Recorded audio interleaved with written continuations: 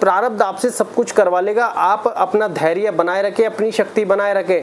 ये जरूरी नहीं है कि आप अधिक काम करेंगे तो जल्दी सफल हो जाएंगे, नहीं। आप अपनी क्षमताओं पर काम करें, आप अपनी स्किल्स पर काम करें। आप अपने कहें कि अगर आप 5 घंटे में आपको लग रहा है कि यार मैं और 1 घंटा पढ़ सकता हूँ तो पढ़िए, नहीं तो 5 घंटे सफिशिएंट है। क्योंकि अगर 5 की जगह आप 7 घंटे पढ़ने लग गए और मानसिक प्रेशर क्रिएट करने लग गए तो मन अब आपको अगले दिन भी 7-7 घंटे पढ़ाने लग जाएगा। क्योंकि आपके वो कहते हैं कुछ ऐसे कि हार्मोन्स बनने लग जाते हैं, डोपामिन बनने लग जाएगा। अरे वो पॉसिबल होता है ना, अरे यार 7 घंटे नहीं पढ़ा, और यही मन आपको परेशान करने लग जाएगा। कहने का तात्पर्य ये है कि ये मन ही आपको परेशान करने लग जाएगा। बहुत से लोग आपने देखते हैं, जब कोई व्यक्ति 1-1 घंटा पूजा पाठ करने लग जाता है 1 महीने तक, फिर वो व्यक्ति 1 घंटे तक ही पूजा पाठ करेगा, उसके बाद ही आप उसको आनंद आएगा। और उससे कम हो गई तो ऐसा लगेगा उसको क्या छूट रहा है, क्या नहीं, वो परेशान होने लग जाएगा खुद ही। तो उतना पढ़े जितने में आपको आनंद आता है। आप वही वाली बात आ जाती है, अगर हम सोचे कि एक दिन में YouTube के चैनल पर 1000 वीडियो डाल दें, आज ही हो जाएंगे 1000 सब्सक्राइबर, आज ही हो जाएगा मोनेटाइज, नहीं होगा। ये एक्सपीरियंस भी करके देख रखा है, नहीं होगा।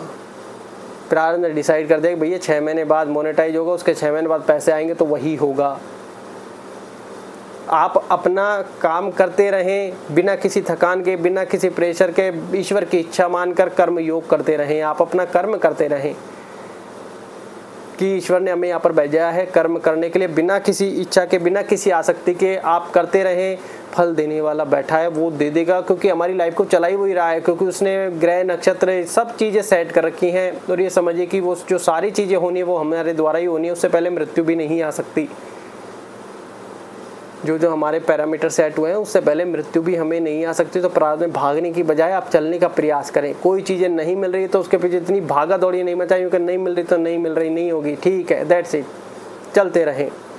बहुत से लोग ऐसे दूसरे को देखकर परेशान हो रहे होते हैं, ये सबसे बड़ी एक तरह से मूर्खता हम इसको कह सकते हैं, दूसरे को देखकर। क्योंकि हम परेशान हो रहे हैं, हम हमारे माइंड को एक ऐसी शक्ति प्रदान कर रहे हैं जो कि नहीं करनी चाहिए। हो सकता है कोई आज आपसे पहले सफल हो गया हो, जिसके लिए मैं आपको एक उदाहरण दे देता हूँ। एक व्यक्ति की नौकरी लगी लगभग 27-28 की एज में, उसकी सैलरी थी 32-33 हज़ार रुपये। और एक भाई उसके साथ ही मतलब अपने एफर्ट्स लगा रहा था, लेकिन उसकी नहीं लग रही थी। उसकी 33-34 साल की एज में जाके नौकरी लगी। अब वही वाली फीलिंग आती है ना, एक की लग गई दूसरे की नहीं लगी, 6 साल का डिफरेंस, मानसिक प्रेशर क्रिएट।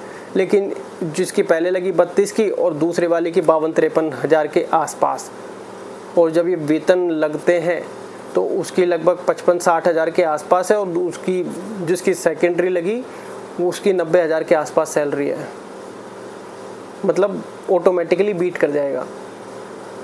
आप समय सब कुछ जानता है आपके लिए, क्या सही है, कितना सही है, क्यों सही है, हम नहीं जानते, क्योंकि हम भविष्य वक्ता नहीं है, भविष्य नहीं देख सकते, इसलिए समय सब कुछ जानता है। तभी तो कहते हैं जो होता है अच्छे के लिए होता है। ऐसी भावना रखकर हमेशा कदम आगे बढ़ाए चले, क्योंकि अगर ऐसी भावना नहीं रखी तो हमारे पग पग पर कमर टूटेगी। क्योंकि जीवन खुद एक संघर्ष है, ये बात ध्यान रखें।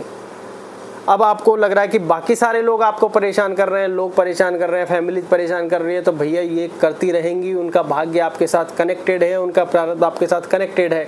आपको ये चीज़ें इग्नोर करनी होंगी। लड़ाई हो रही है तो होने दो, कोई फ़र्क नहीं पड़ता। जब आप इग्नोरेंस में आएंगे तब आपका माइंड फ्री होने लगेगा, नहीं तो ये लड़ाइयाँ तो होती रहेंगी जीवन पर्यंत, नहीं रुकने वाली। इनको आपको इग्नोर करना ही पड़ेगा। ये बात आप ध्यान रखें। धन्यवाद।